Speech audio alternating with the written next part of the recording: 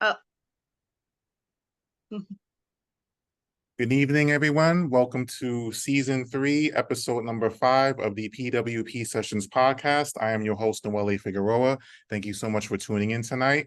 Tonight's guest is Millicent Ansah, and I'm very excited to have her as my guest on this episode. Thank you all so much for joining in.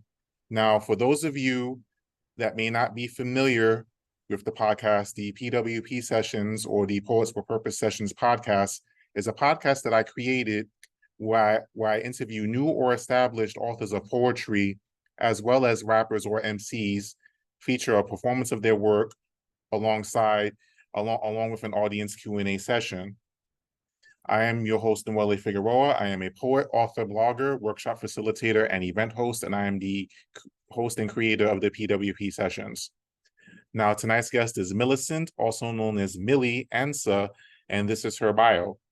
Millicent Ansah, aka Millie, is first-generation Ghanaian American from Brooklyn, currently lives in Jersey City and wears many hats as a teacher, community organizer, event planner, poet, and host. She curates the monthly open mic, Mocha Mic with Millie in Jersey City, where her tribe of scribes and good vibes come together to share their artistry and build community. She also organizes community events with a particular focus on children's programming, and addressing social inequalities.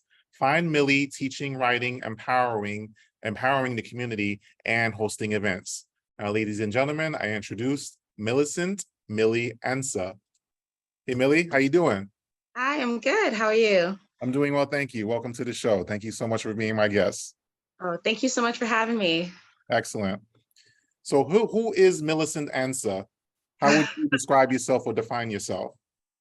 That's an amazing question. So I am everything that you described in the bio. I would like to say that I'm also a person who is all about community and just navigating life and trying to bring people together. Yeah, excellent. Now, everybody has their different reasons for writing poetry or getting into poetry. What would you say your reasons are? Mm. I've been thinking about that a lot lately. It's definitely changed from when I started around 12 years old to now. I would say the biggest reason is identity. Um, I think there's so many boxes that they try to tell you need to fill or you have to fill in society, but we're so much more complex than that. And through identity, I have found different ways in which I want to represent myself and go against what society tells me I should be and relate to other people. So I would say identity. Okay, excellent. Now, when you first started writing, what were the first subjects that you first started writing about? Family. I come from a very big family. I'm one of 7 and definitely have that dual experience of some of my family being born in Ghana, some of my family being born here, that first generation experience. So all of the different layers that come with that. So that was like my first subject, and it's still very prominent in my work today. Hmm. And who or what would you say helped you to develop your skills as a writer? Mm, I've had some great teachers, people who motivated me. And I'm very much like right-brained. So they like to say like right-brained is very creative and very analytical. Um, Math and all of that stuff, it's not my strongest suit. I can definitely count money, but all of that is not my strongest suit. So that's just been a part of me that I've been naturally great at and I've nurtured, and I've had great teachers, and there's so many poets from the past and now that I admire. So they teach me every time I'm in a room with them. All right, excellent. Now, you stated why you write. What would you say motivates you? What motivates you to keep writing? Mm. I feel like every day that I'm here on this earth, I'm learning something new about myself and just about life. So just new experiences, um, new problems that I'm finding I want to solve within myself, and just in my community. And yeah, just trying to also, I think, answer questions as well that I have about life. Right. Excellent. Now you've been, you would say, would you say you've been writing for several years now, more or less, right? And within that time, as you've grown and developed yourself as a writer, have you taken into consideration putting a book together, or is that something that you've already done? Oh, I have not thought about it. I've thought about getting published, definitely. And that has been like something really fun to try to pursue. But a book, not just yet.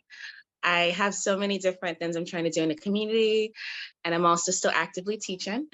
Mhm. I teach mostly early childhood. This year I'm teaching first grade, so that takes up a lot of time. But eventually, I think definitely a book, maybe in 2 to 3 years, we'll see. Mhm. Excellent. Do you, with your teaching, do you happen to incorporate poetry in any way? Is that something that's possible while you're teaching? Yeah, actually, this year I've been thinking about that because this has been the first year that I've worked with children as old in first grade. I usually do pre-K or kindergarten, so it's a little bit different.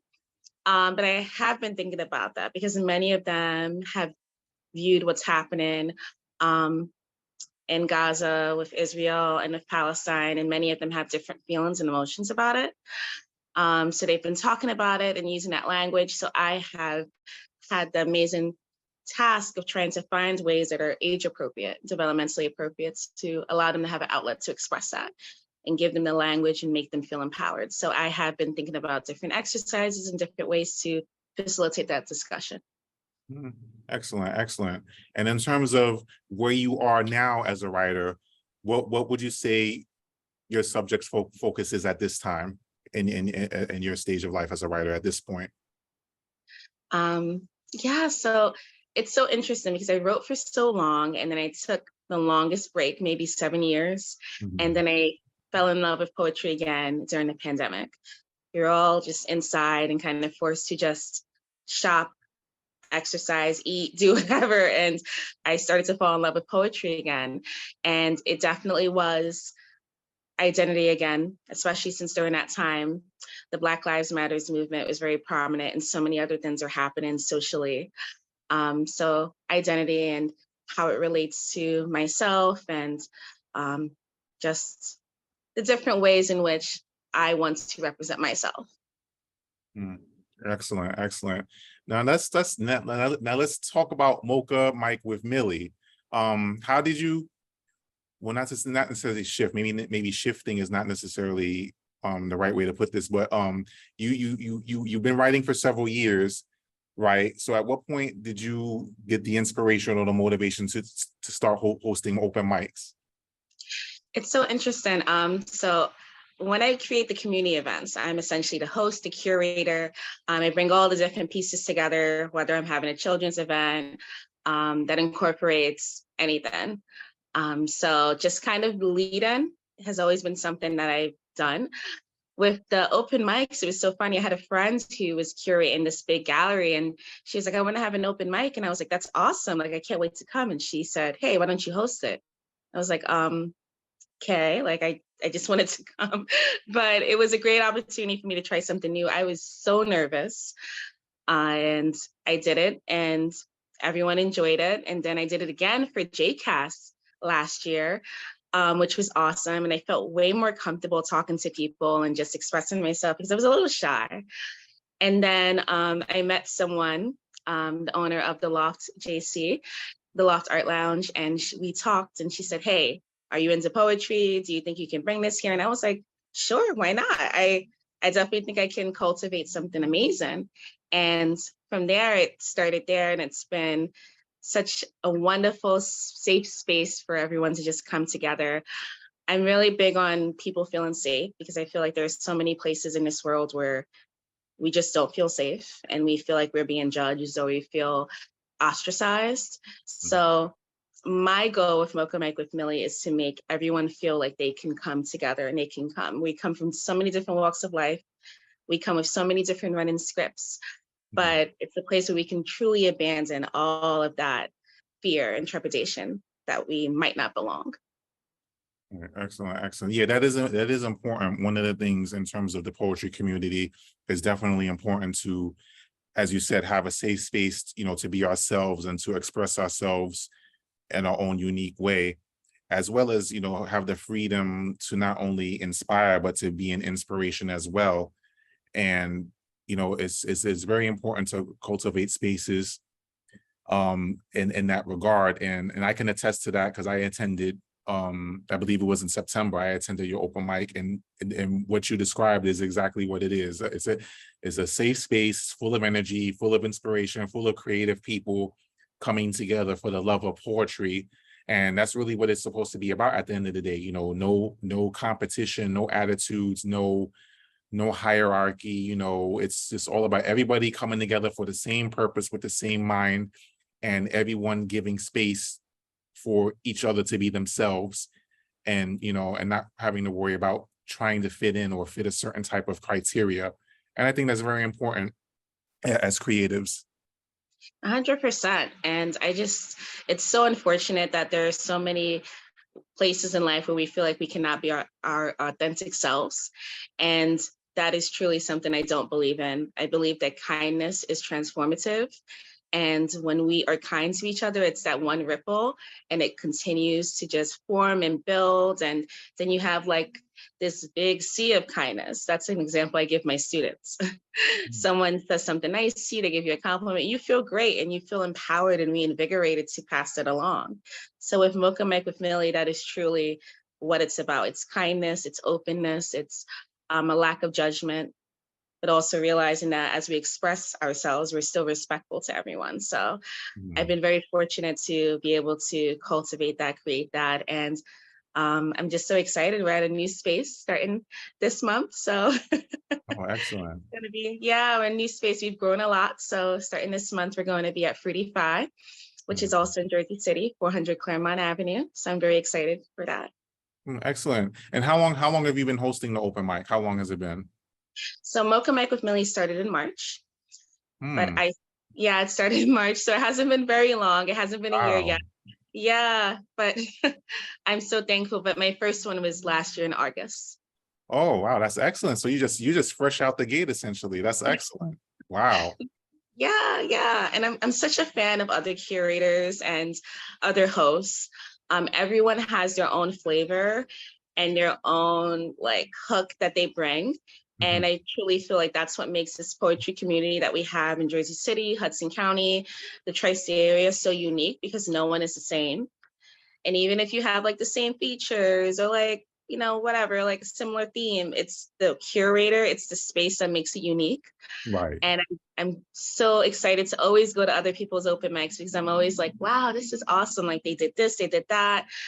So it's truly beautiful just being a part of this poetry community.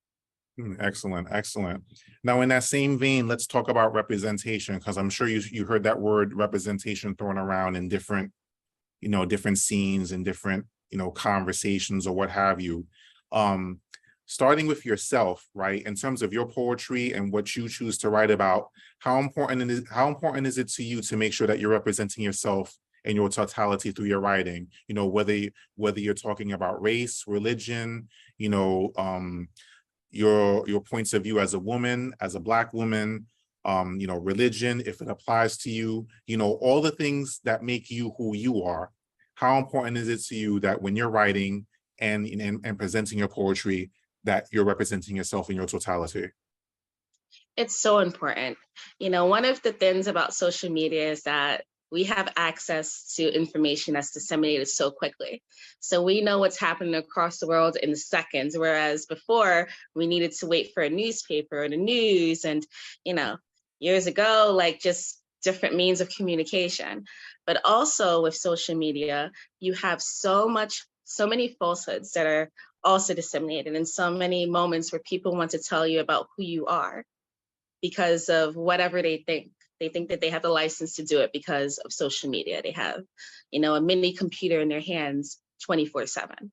Mhm. So with that being said, as a Black woman, as an African woman, a first generation woman, who is from Brooklyn, New York and Ghana, it's very important for me to express my perspective, who I am, and truly be able to tell my story. So many people feel like they are qualified to tell your story because of whatever past experiences they've had, a movie they saw, a book they read, and that is not the experience. So it is very important for me to not necessarily dispel myths, because people are going to believe whatever they want to believe. Exactly. But it is very true for me to authentically present who I am through my poetry. And it's not, they can consume it however they want to consume it. That has nothing to do with me. But what I will do is tell my story, and no one else will. So Right, 150. right. Absolutely. And I'm in full agreement with that, because I'm very big on being authentic and being transparent. And as you said, no one can tell your story better than you. It's got like that saying goes, here, get it from straight from the horse's mouth. It's like, you want to know something about me, come see about me. Don't go to somebody else, because they're not going to tell it the way that I tell it. So I'm in full agreement with that, that anytime we present ourselves, it has to be in our voice, that speaks to who we are. And that goes for any poet. Every poet, no matter who you are, where you come from, every poet should have the freedom, or should feel that they have the freedom and the liberty to be themselves, and to tell their story in a way that suits them. And I think that's what makes the poetry community so important and so diverse, because everybody's coming from a different place, different ideas, different points of view. But it's like we're all different, but we're all different, but we're the same at the same time. If that makes sense, because we're all different. We all have things that make us different, but our common denominator is that we come together to share stories, to give different perspectives, to inspire people and make ourselves available, to be an inspiration at the same time. No, absolutely. Absolutely. And when you think about it, it's poetry that helps us come together. We all find poetry as a refuge in some way or another. It's a way for us to also escape, for us to explore, for us to feel like we have become renewed in some capacity. So poetry is definitely what helps connect all of us. So we should at all times be able to tell our own story. Absolutely, absolutely. Now, where do you see Mocha Mike with Millie going? It's like, do you have a certain goal or vision for your open mics that you hope to accomplish? Like, where, like, I see where you are now. I witnessed what you've been doing up until this point. But where do you see yourself going in terms of your open mic? It's grown way faster than I had anticipated. Excellent.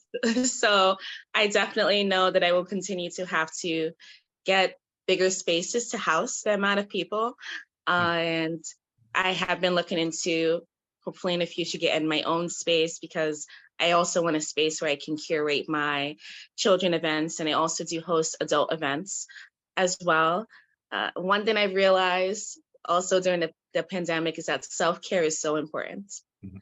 And family time, and allowing ourselves to have moments where we can just be still and be with ourselves, because that's okay to be by ourselves and do what we enjoy without anyone else. So it's really important to me to also create events for adults, because we love the kids, but we have to be adults too. Right. Where we Exactly. can indulge in self-care and indulge in coming together in different ways. So I've had women events and journaling events, and I definitely know I need one space eventually that can hopefully house all of that. So that is where I am right now, eventually looking for a space where I can house all of those different things that I do. Excellent, excellent. That's great. That's great. Now, who inspires you? What poets inspire you? What poets get your attention? Oh man, so many. Okay, so I'm like such a big fan of, her name is Shakira Joy. She is a poet from Central Jersey. She has an amazing book. It's called Stages of a Woman. I'm such a big fan of her. She's a Black woman. She is so dynamic. She's a professor, and her book is like no other poetry book I've seen. It's like a self workbook. So you actually write in the book and you answer prompts and questions, and it's so reflective. And she's such a dynamic performer. I'm such a fan of her. I'm also a fan of Jenny Pisani. She's from Staten Island, and she's an amazing poet, such a storyteller. She's just so sincere in her poetry. She just like takes you in and draws you in. I just, amazing. Also a big fan of, love him to death. His name is Scott Pleasance. He's from the Bronx, but he is based in Teaneck. He's the poet laureate of Teaneck. He's an amazing poet. So just, I don't know, the imagery that he creates, it just, I'm like, wow. And just kind of like how he brings you, he sets up this stage for you and brings you back to a different point. And you're like, whoa, like, I wouldn't think that these two things are connected, but they are. I could keep on going, but Mm. there's like so many. I'm also a big fan of Joseph Reuben Fuller. So he's also based in Central Jersey as well. Mhm. Great poet. And M.I. Meenan's Infinite. He's a Mhm. great poet from Hillsborough, New Jersey. Very powerful poet. And one of my faves local in Jersey City is S.J. He's a Mhm. great poet. I know he's going to be on soon, but Yes, yes, I think he's definitely. on now. But hi SJ. But he's Excellent. awesome. He's always uses these props and he uses other people. And I haven't quite seen that in poetry yet, like someone who incorporates props. And it was like one show he gave out popcorn. And like I was like, why are you giving out popcorn? But it was like this just very theatrical in its own way. And you're Mhm. like, wow, I'm getting like all of these different dynamics in the poetry. So there are so many different poets that I'm fans of for different reasons. They're not necessarily all similar, Right, but I think that's what the beauty of poetry is, that you can see all these different performances and they don't necessarily have to all be the same style. They don't all have to be slam poets right, or, you know, exactly. award winning or published, but they all speak to you in some capacity. And that truly is the power of poetry. Absolutely, absolutely. Now, when it comes to your poetry, are there certain subjects that you gravitate to more than others? Oh yeah. So definitely race. Mhm. I'm big on love. So so love all the time because I'm just like all into love and just like, you know, and not just like, oh, you know, roses are red, violets are blue, like I want to fall in love with you, but there's Right, different, you know, layers of love. There's heartbreak and there's I want love and I lost love and come right, back to me. So it's all different types of poems and sometimes it's based on personal experience. I have a lot of friends who have gone through such interesting scenarios. So I definitely think about their scenarios and their stories. And I'm like, what would I do if I was in that situation? right. Family, like I said earlier, and transformation. Mhm. Yeah. Excellent, excellent. Now, when you decide to begin working on your book, have you thought about how you want to do it? Like, are you leaning more towards self-publishing, or are you trying to go with a publisher? hmm I'm thinking about self publishing. I'm thinking about that, but I'm also thinking about like the format of my book because I want it to follow a really concrete stream of thought. Mhm. So I want it to be like it's building on top of each other, like a different Right. poem, and they just go into each other effortlessly. So that's more so where I am. But I think self-publishing would be the way to go, definitely. Okay, excellent, excellent. So now, ladies and gentlemen, we're going to shift gears because it's now time for Millie. It's time for Millie to take the mic. So at this time, Millie, you have space to share up to 5 poems of your choosing to give our audience an idea of your poetry style and your subject matter. So at this time, the floor is yours. Thank you so much. So when I think about identity, I think about how I'm a first generation Ghanaian American. I was born here and went back to Ghana for a long time, came back, and how it was pretty shocking to see just different culture shock, and how people sometimes are like, hey, you're different. But one thing that always stays in my mind and a lesson from my parents is basically manners. So this is one of my favorite poems. It's called Manners. A surefire way to activate my crazy is to not say good morning. Do not just start talking at me, talk to me. Give me a greeting, a salutation. I come from the old school where manners are important. Where if I did not say good morning or responded with what, I heard fince and twee, which basically translated in short to, child, you better speak to me properly and with respect. Needless to say, my mom and dad didn't play those kind of games. Their hands used to be wrinkled and tired as my dad pushed mail into boxes, paper cuts galore. His hands would sit folded on his lap, weary of its work, tired of the sameness as he contemplated the sacrifices he made, content that it was worth it. My mom, she had strong hands that would crush spices in a mortar with a pestle and pounded the yams, plantain, and cassava as she made fufu with nkatakwine or lye soup. She would sit with me and my siblings in a circle. We would play a game. And she would say, si nanako, as she used her hands to tap each of our legs. It would continue, ta ta pukunum. Each leg she tapped with her hands after each round. The leg that was tapped would be out of the game. Bukanom pre, ajamanse, ayabonko, yam yo, yam me, tu fum, yebrebe tum. Eventually, the player's remaining leg would be declared the winner. It doesn't seem fair the way she would soak her hands in Epsom salts and moisturize daily to soothe away the burdens of life. I think of those hands and how they were bruised and troubled by work, limitations, and fatigue. How I too have hands that are plagued with work and worry, halted by struggle. I think of their hands that crossed the body of water for me and my 6 siblings, hands that even in foreign lands maintain their language, identity, and culture, hands that cultivates and activated opportunity that try to elude them because of their hue. I think about their hands and how they felt the weight of the world, only longed for rest and respect. So no, say good morning.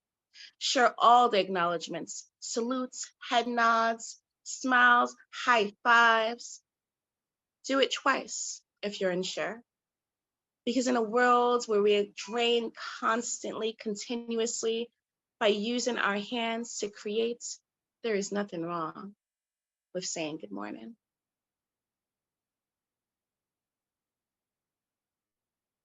Thank you.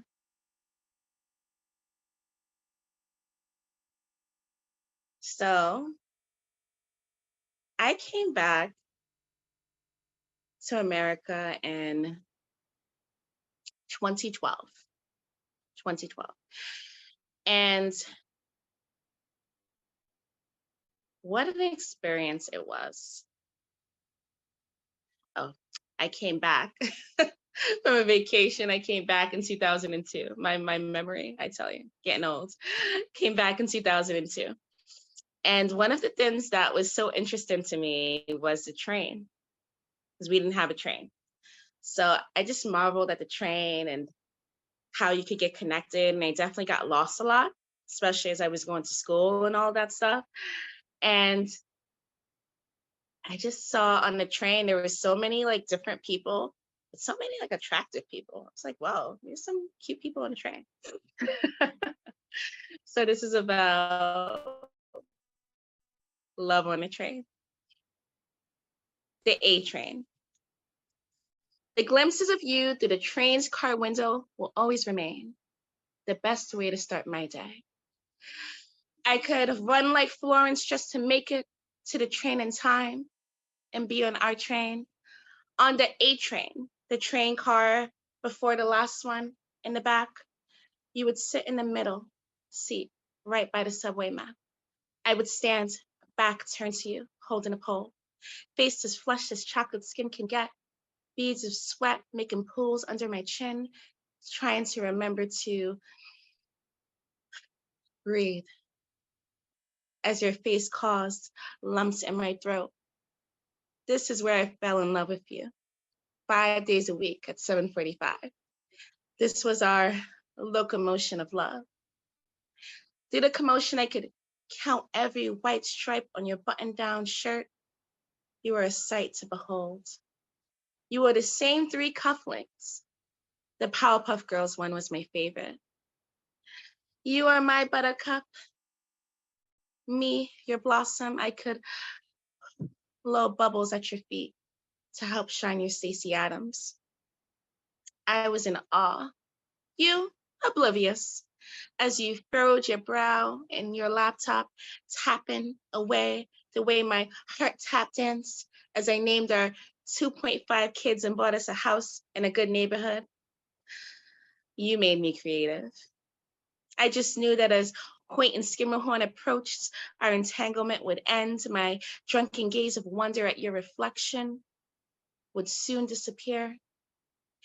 The regeneration of my imagination, caught in temptation for your touch, would subside.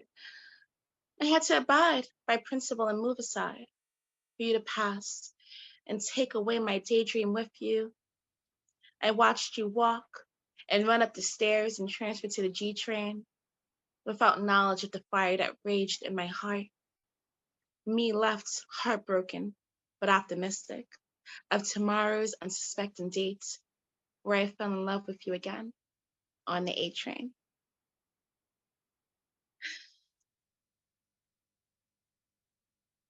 Can't be a New Yorker without a New York poem.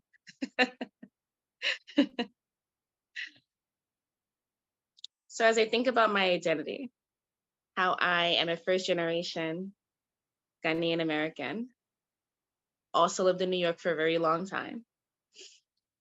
It's interesting how people try to put you into so many boxes, and how people try to make Blackness a monolith. Like you're not Black enough, you're too Black, you're too this, you're too that. And that's why it's so important to me in poetry for me to tell my own story. And for me to really just proclaim within my story that you can say whatever you want to say. That's your business. I don't care. Because I'm living and maneuvering life my own way. But it's so interesting, the social constructs that exist. And this poem is called Social Construct. As many times as my heart has been broken, I refuse for it to be hardened.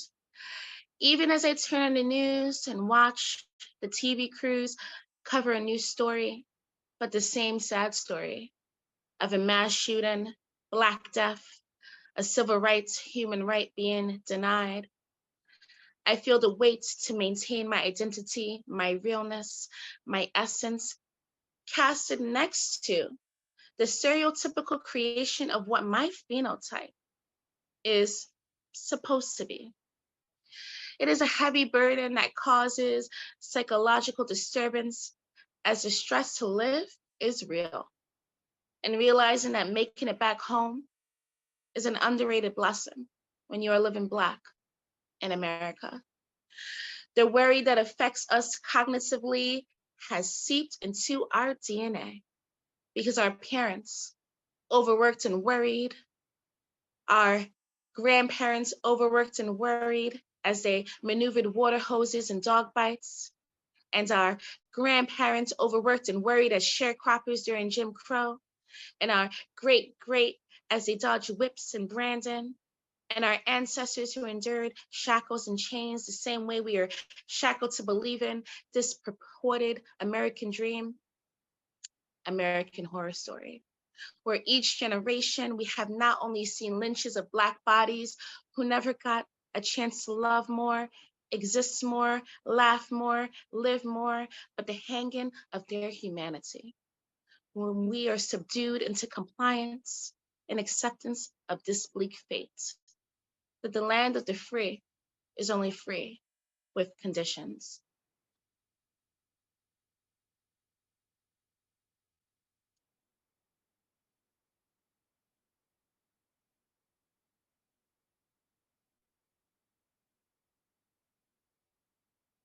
So as you think about identity and how you're constantly battling, the depictions in media, what all of the conversation is from other people about how you should identify. You should do this more, you should do that more, you should do this less, you should do that less. And it's like almost you're being pulled from so many different directions. So you have to really be true to yourself, really know who you are, really try to find your happiness. It's not always easy, but I think we all try our best. And that brings me to this poem. This poem is called Happiness. They say happiness is an inside job, that you must feel good about yourself and make your joy.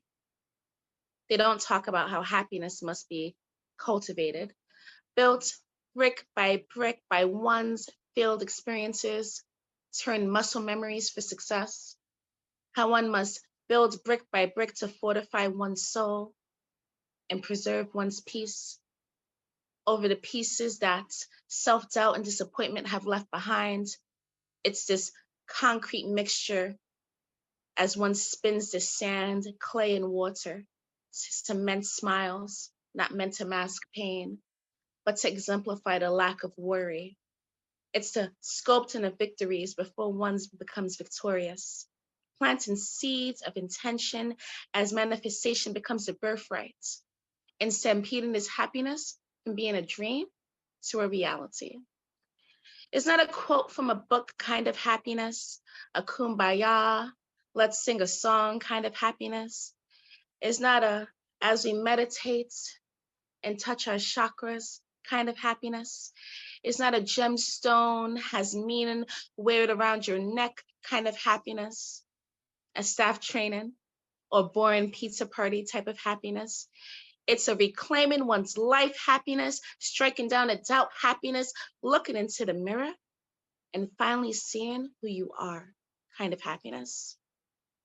And as one stacks the bricks, content that while some cracks may exist, and some bricks still lie piled in a stack, you are worth repair. You are worth and deserving of happiness.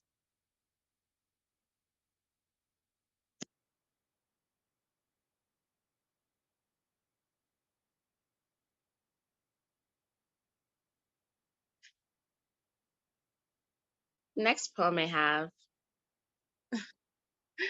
so sweet. Thank you, SJ. Thank you, Noel. So it's interesting when you first experience mental illness, just it being around you. And one thing about my family was that they were not very well versed in mental illness. So when we saw it in people in our family, it was very much like, oh, they're bad, they're misbehaving. Let's beat the bad out of them, which is what we know not to be correct. But unfortunately, you come here, you're trying to navigate this space and you're trying to be held in a certain regard and just find success and happiness and in the land of the free and opportunity. So I think about my brother and how it was so hard for him coming here, a culture shock, very young and just experiencing mental illness and how he didn't have a lot of advocates for him. And as I got older, more educated, became a teacher, I apologized to him often because I want him to know that I'm so proud of him and the strides that he's made, and I'm here for him. And he's gotten through it, and he's one of my superheroes. So this poem is called Light. I can confidently say that them seeing the light through the darkness was as impossible to me as cleaning the ocean with a mop. I just knew there was no end to their sorrow, every day thinking that tomorrow would be a better day, than the mind that spun and shook their logic, almost as shaky as an active battleground. I have a confession. In the mind of someone who has depression, mental illness, they see no future outside, where fluorescent lights offset by perfect nights of laughter, peace, and serenity with happiness. It escapes them. I don't mean to spotlight the dysfunction that once roamed the realms of their minds. I only want to highlight how their minds unwell, once sick, had to break through of the cages their mental put them through. Conquer the waving tongues of exclusion that this world is still too fragile to emit. They want perfect, ideal, a stereotypical representation of sanity, as if insanity hasn't burned through the scenes of patriotism, dripped in hate, and stained in blood. You are an oddity. I am proud of you, beautiful and unique, someone who has clawed through their brain, found an escape to normality. You're normal. To splash this world with your color, shining everlasting lights coated in the sun-kissed and toasted, where you succumb to dreams unfurled and brilliance, adorning the moon as your soul dances among stars. You are a star, bravely, in the light.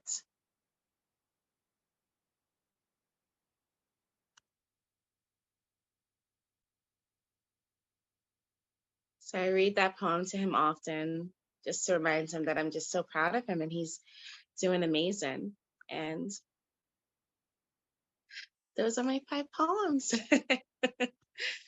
Wow, wow, wow. Ladies and gentlemen, those were poetry selections by Millicent, Millie, Ansah. Powerful material, powerful material. Thank you so much for sharing. There was a message in every piece, each in its own way was saying something powerful and profound. Thank you so much for sharing. Nice, thank you.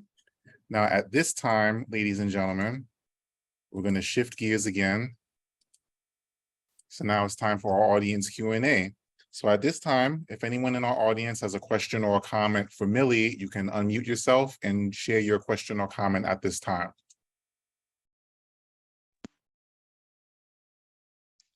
I have a question. First of all, Millie, I'm just so in awe of what you've accomplished and how you've just been such an amazing part of Jersey City poetry. And what you do in such a short time, it's really incredible, and I'm just really in awe and inspired by what you do. So thank you so much for all that you do on that. I always struggle with with a love poem. How, I go on the darker side of things. How do you approach writing a love poem? Thanks, SJ, for the question. I appreciate you for tuning in. Yeah, it's interesting. So I don't know how much you believe in astrology. Some people are really into astrology. I am a Cancer, so that's the sign, and we are known to be very emotional. Listen, I've gotten past all my crazy Cancer stuff through therapy, but but we're known to be very sensitive, very emotional, and just all of that stuff. So I think that's a big part of it. One of the moments where I'm like really motivated is if I'm watching like a story that has any elements of love in it. And I feel like every story, even like in a movie, even if it's a horror film or something like that, it has some element of love. And I'll kind of like pinpoint it. That's what I've been doing a lot lately. And I'll write, okay, why does he keep chasing her? He wants to kill her. Maybe he wasn't loved. Maybe he has some mommy issues. He's insecure, something like that. So that's been helping me a lot lately. And I also definitely draw from my own experiences. So I've had many lives and, I've had relationships, current one, and I think about the different times in my relationship and past relationships and how during all of those times, it was a different version of myself. So the Millie now is not the Millie I was in March, not the Millie I was 3 years ago, 4 years ago. And I think about how with certain situations, I wouldn't do what I did before. Maybe I would do it again, how I've grown, how I've changed. And I also think about that person and how they've changed, how they've grown. Why I would never, if I go back to this person ever again, because, well, And now I realize that. So I also think about like the time, the space, and who I am and how I identify with that love, past and present. I hope that answers your question. Yeah, that's a great question, SJ. Thank you. Did you have another question for Millie, SJ? Actually, yes. Another thing was about just your writing process. How do ideas go from you know, your head to the page? What is is it something that basically is once you're in the mode for it, or is this something that takes months? How does it go from, you know, kernel of an idea to a full poem? Oh, that's awesome. So it's funny. The two times I'm always inspired is basically like when I'm taking a shower or a bath. For some reason, I think like the cleansing of the body helps to cleanse the mind. So I'm always so inspired, and it's so annoying because sometimes obviously I can't get a pen and a pad, but I try to remember it and like memorize it.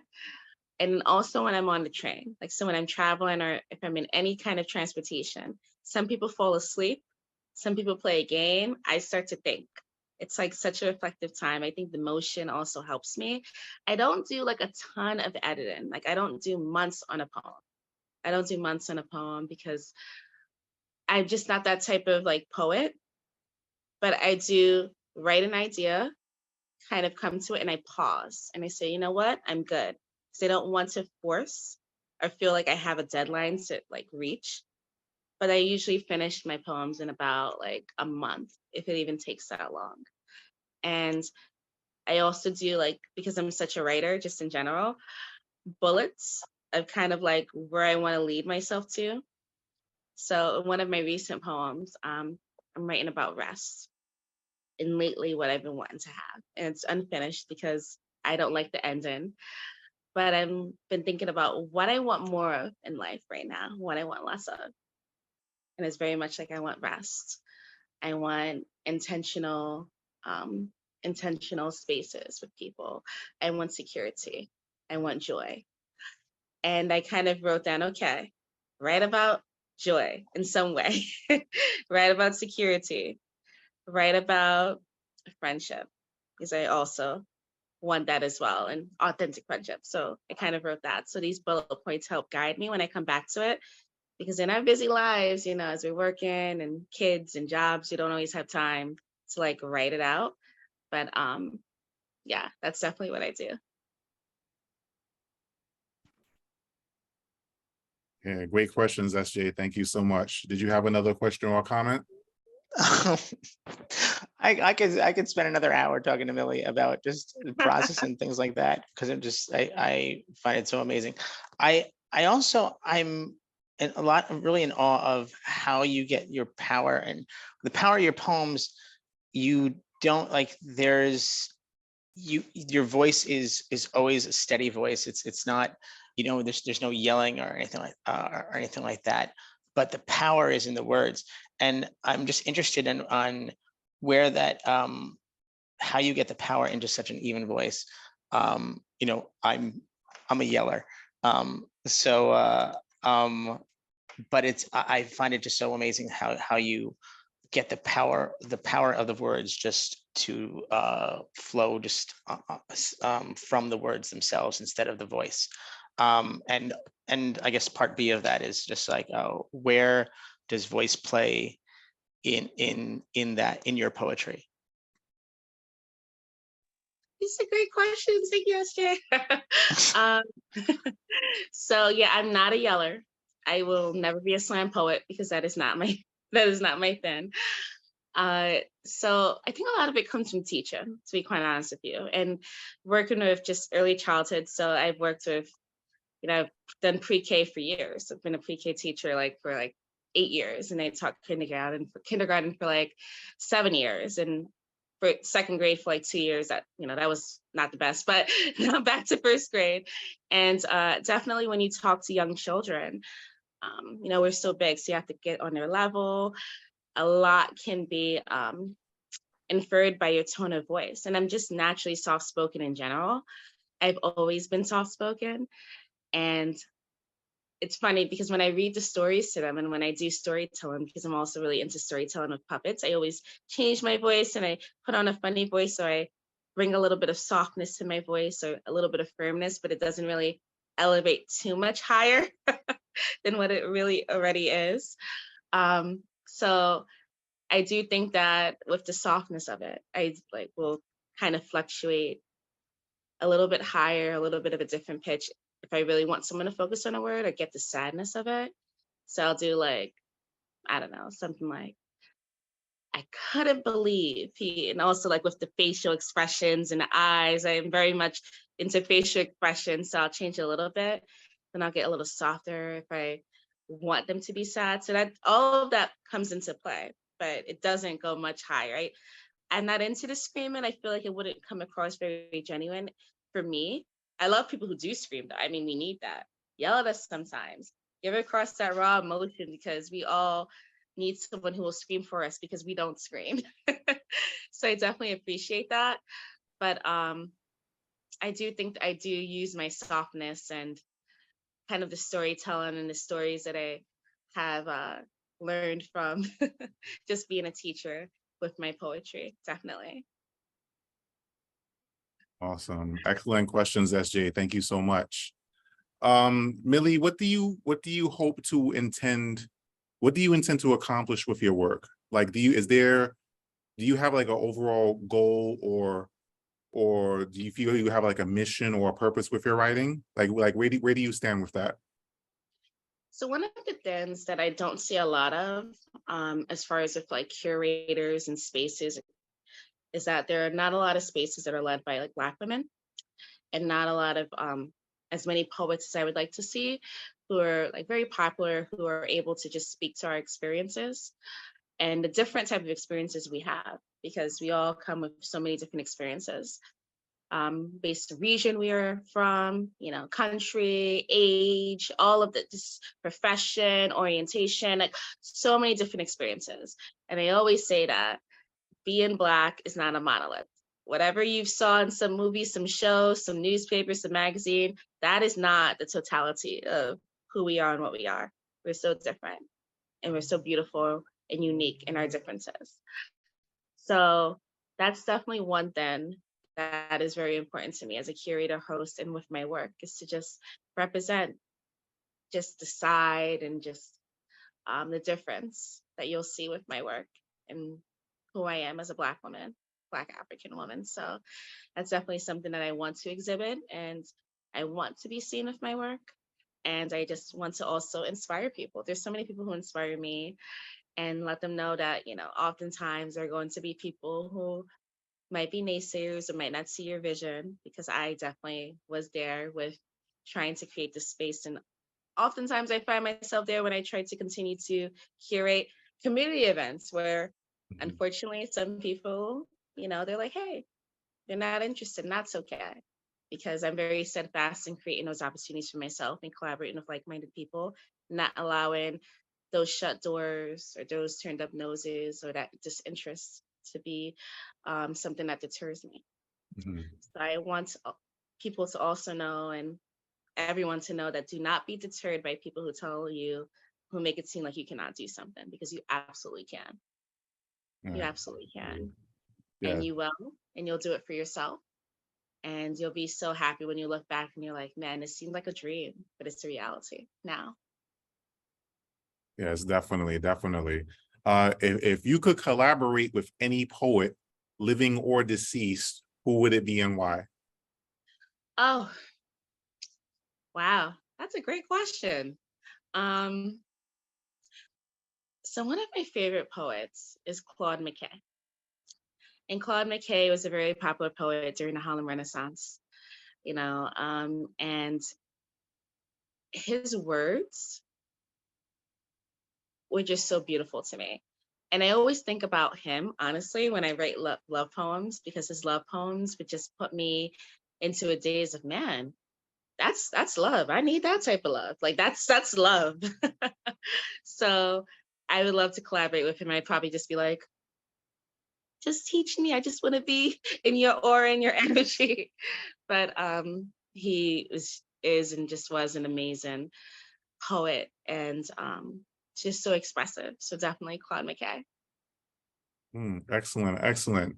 Now, before we close out, are there any events and or projects that you would like to make note of to our audience? Oh, yes, yeah, definitely. So next Thursday at Fruity 400 Claremont Avenue is Mocha Mike with Millie. It is BYOB. We have 5 features, amazing features. It's from 6 to 9:30. It is the last Smoke and Make with Millie of the year. December, I am taking a break. I've been doing lots of back-to-back events, so I am taking a break. But it's the last one of the year at Fruity Five, new location. So please come through. And that is it for the year. In January, I have some features coming up, but they're not quite, out yet with the information. But starting back up in January, I will have some features and maybe I'll have some things published. We will see. Excellent, excellent. That's great news. And where can you be found on social media? Yes, so you can find me at Millicent, MILLICENT _ Ansah, ANSAH, the number 24. And that is my main page that has all the events I do. And if you just want to follow up with the open mic stuff, it's Mocha Mike with Millie on Okay, IG. excellent. Awesome, awesome, excellent, excellent. All right, ladies and gentlemen, so before we close out this episode, there's just one more thing that I need to do as I share my screen. And that is to say thank you.